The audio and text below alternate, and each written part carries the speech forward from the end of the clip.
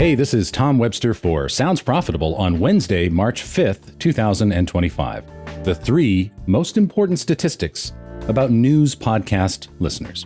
Before we get into the news this week, I want to alert you to a fantastic webinar we're going to do next Wednesday, March 12th at 2 p.m. Eastern.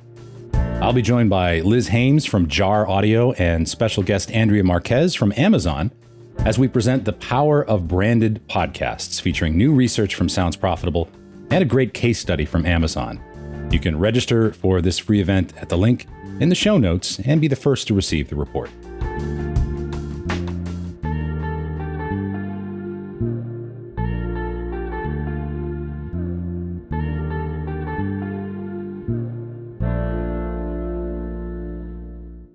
Well, last week, the Sounds Profitable Education series marched inexorably on with a report on the audience for news podcasts, which was made possible by our friends at National Public Media and NPR.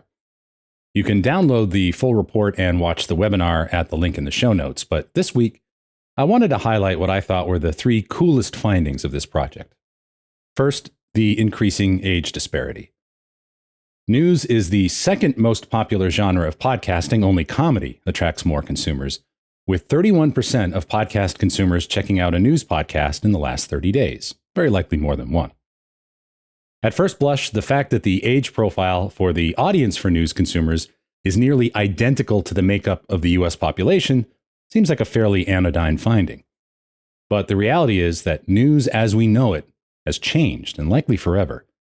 The days of Americans of all ages gathering around a TV at 6 or 6:30 p.m. every night to watch one of a handful of TV news broadcasts are probably in our rearview mirror. The mean age of the news podcast consumer is about 47, and that's pretty close to the average age of the 18-plus population. But consider these average ages. MSNBC, average age of 70, Fox News, 69, and CNN, 67. Now, as a bit of a graybeard myself, I'm not going to tread into ageism here. I'll tell you what ageism is. The fact that pretty much the only ads I see on network TV news broadcasts are all pharmaceutical ads, as if I spend my entire day clutching my chest and looking for pills. But let's set that aside. There is no question that news podcasts and TV news are reaching 2 entirely different sets of consumers. And the fact that news consumers can balance daily news podcasts, which are crucial for developing a podcast habit, with weekly long-form analysis and commentary podcasts that they trust, cements podcasting very firmly into the lives of these consumers in a very unique way. Number 2, the social influence factor. If you want to understand why some podcasts break through while others languish, look at the social dynamics among news podcast listeners. 73% receive recommendations for podcasts from their social circle. That's versus 51% of non-news listeners. Another 73% recommend podcasts to others. And again, that's versus 49% for non-news listeners. And 83% say they're likely to listen to a podcast recommended by someone they know. This isn't just marginally higher, it's dramatically higher than non-news podcast listeners. News podcast consumers aren't passive. They're active evangelists who drive discovery through word of mouth. This word of mouth factor can't be overstated. When we talk about podcast growth, we often focus on algorithms and platform features. But these numbers suggest that human connection remains the most powerful driver of podcast adoption. And here's where the news audience really stands out. News podcast consumers are much more likely to listen to or watch podcasts with other humans, often 2 or more. Part of this is down to the context for habitual daily news consumption, which, unlike other forms of podcast consumption, is likely tied to a specific morning ritual or a commute. 88% of news podcast consumers who co-listen with others rate listening in a car or while traveling as an important benefit of podcasts, compared to 66% of podcast consumers in general.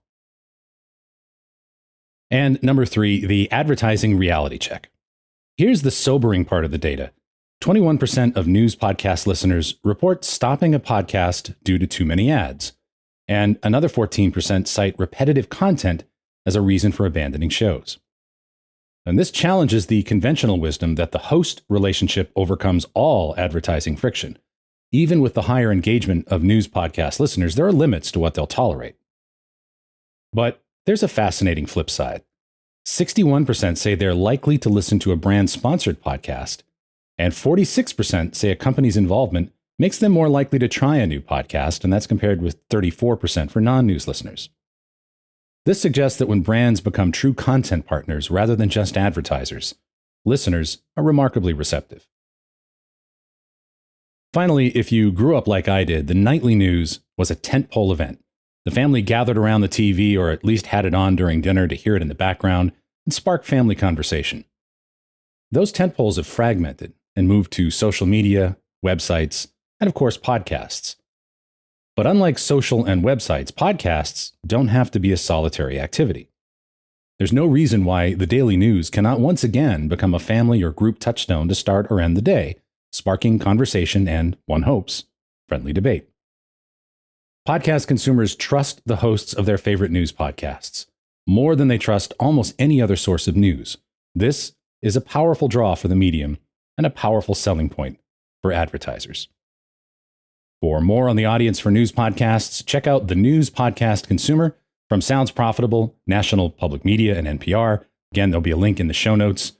And I'll see you next week for more on the power of branded podcasts, so be sure and register for that. Thanks again for listening to this article, The 3 Most Important Statistics About News Podcast Listeners. For Sounds Profitable, I'm Tom Webster. I'll see you next week.